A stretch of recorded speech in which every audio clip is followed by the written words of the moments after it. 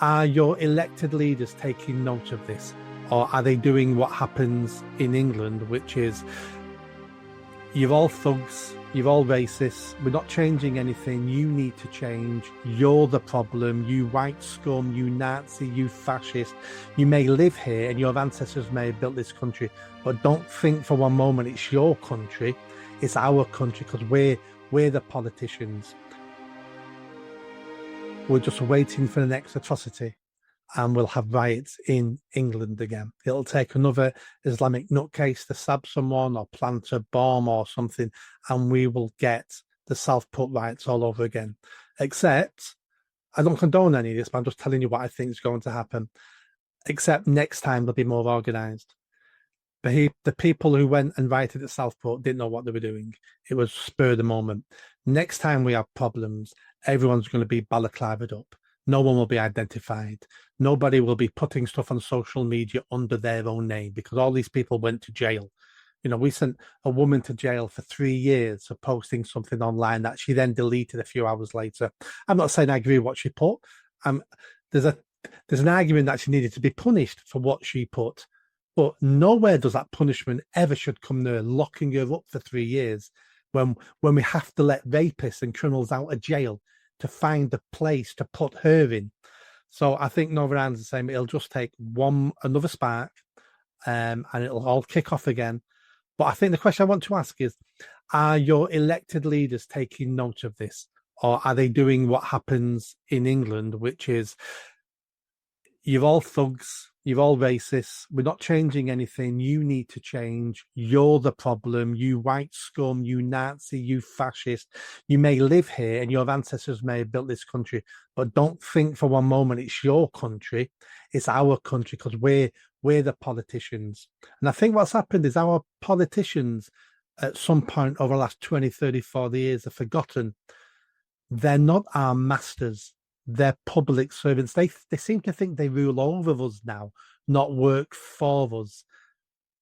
Are the politicians in Northern Ireland thinking of this, or are we getting the standard, you're all Nazis, we're not changing anything?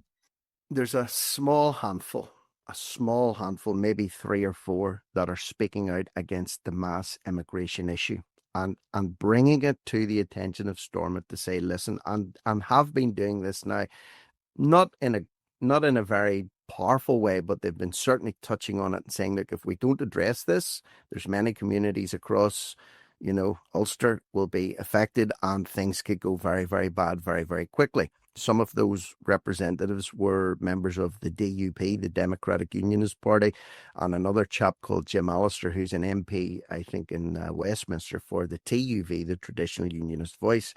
And a bizarre thing is happening. I put up some clips of these guys, these unionist politicians speaking in Stormont, and the amount of support they received from nationalist viewers of my channel to say they're now more representative of me than my own so-called nationalist parties, the SDLP or Sinn Féin or the Alliance, whoever. So it's a strange thing to see that those political leaders are silent, while just a small handful at the minute of unionist leaders would say we need to address this issue. So this violence in Northern Ireland was being dubbed race riots. It was just mindless thuggery, and there were a lot of it mindless, just going there to riot. But what was the cause of behind all of that? There are tens of thousands of concerned parents, concerned residents of areas who have been gaslit, and when they bring the issue up, they're told you need to be more tolerant, stop being far right, stop being an extremist. It's all in your head. You've nothing to worry about. Yeah, they're being told that by people that live in gated communities or leafy suburbs in beautiful parts of Belfast, or have £100,000 a year jobs or whatever, consultancy jobs and Stormont jobs. They're not the people that are living in these communities. So that doesn't help either. When you ignore someone's concerns, and not only ignore them, but then actually smear them with derogatory terms for bringing those concerns up, what do they expect is going to happen? Maybe they knew that was going to be the outcome, Nick. Maybe this is part of the plan to allow chaos to descend, so harder laws and speech restrictions can be brought in. That could be part of it. God only knows.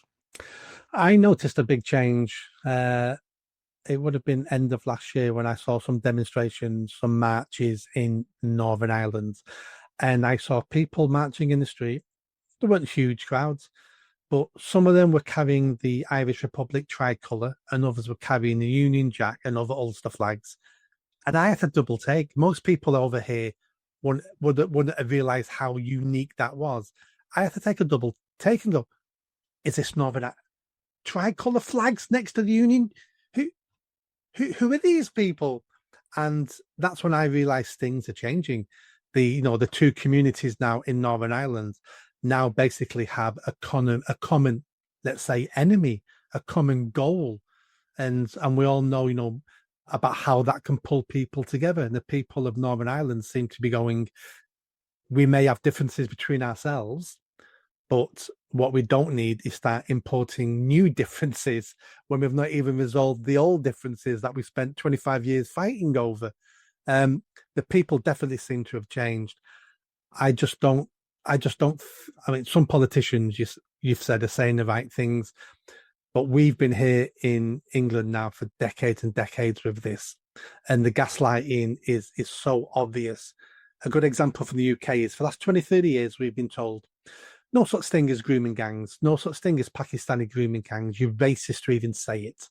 Then evidence came out, and it was there may have been some grooming gangs, but there were so few in number, you couldn't say they were Pakistani or Asian or whatever.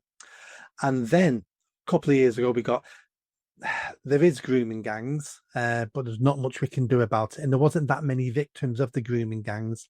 And last year, or beginning of this year, our Labour government said, we can't afford to pay compensation to the girls of the grooming gangs because there's too many. It went from this problem doesn't exist. It exists, but it's only a tiny problem to there's hardly any victims of this too. There's so many victims we can't afford to pay them compensation. And that's the standard methodology of governments to brainwash and gaslight the people. They tell you first of all there isn't a problem. Then they'll tell you it's a tiny problem, don't worry about it. And then they end up telling you the problem's too big, we can't do anything about it. Yeah, the other thing, while all this is going on, while the gaslighting's going on, the lies are going on, and the cover-ups are going on, people are being brutalized and victimized. Nick, that's the biggest tragedy in all of this. It's not that we have a lying, treacherous government who manipulate and twist and gaslight. That's bad enough in and of itself. But because of those actions, there are legions of girls, legions of young people, legions of women, legions of men being brutalized and assaulted as a result of cover-ups. And then by the time the truth does come out, somewhere down the line, the can has been kicked far enough down the road.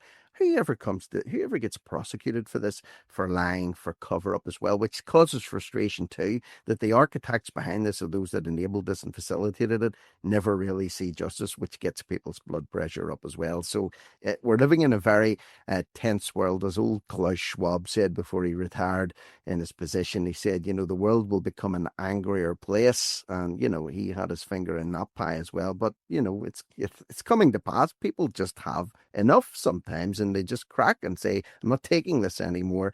And I think that's the position a lot of people are finding themselves in now. They've just had it. They've had it up to here. Give us a couple of examples of the context of this. So we understand, like over here, mass migration increases housing costs.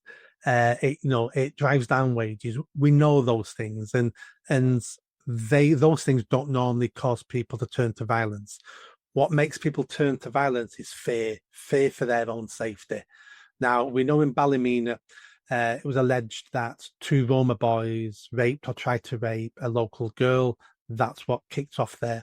What other examples have you got about sexual assaults, violence, criminality, stabbings, murders that have related to uncontrolled mass migration? Well, in the Ballymena area alone, that incident that you spoke about, or that assault that you spoke about, was what triggered it. There had been another assault within the previous 2 weeks, and another one before that, all on young girls in the area, all by the same group of people in that area. So even without going across Ireland, just staying within Ballymena alone, that was the third incident in as many months that had happened there that was resulting in the one that you're referring to initially was what really triggered it all off, because nothing had been done about the other ones. So right across Ireland, and I mean right across Ireland, that's literally most of what I cover, is to do with assaults, attacks that happen on people by people that shouldn't be in the country in the first place illegally, and then they're staying in refugee camps, IPAS centres, and then the government says, well, you know, some people slip through the net from time to time, and then they're being put up in Irish prisons at the Irish taxpayers' expense, and then when they're released, they're not being deported. It's a joke. So that's just one area in one small part of County Antrim in Ballymena, but this is happening the length and breadth of Ireland, and it's being suppressed heavily by the so-called legacy or mainstream media also, which doesn't help. And they can't suppress it like they could have done 20, 30 years ago. We now have your channel, my channel, social media, the internet. We have Google, we have, Twitter. When things happen now, if you're online, you find out about it within minutes, if not a few hours. The days of people, the mainstream media, politicians forcing mainstream media to control the narrative, to dampen down certain reports and certain information, those days are gone. People know, we're all online. We know what's happening the day it happens. And politicians, I don't think have caught up yet. They've not got a new playbook yet about how do we control people in the internet age.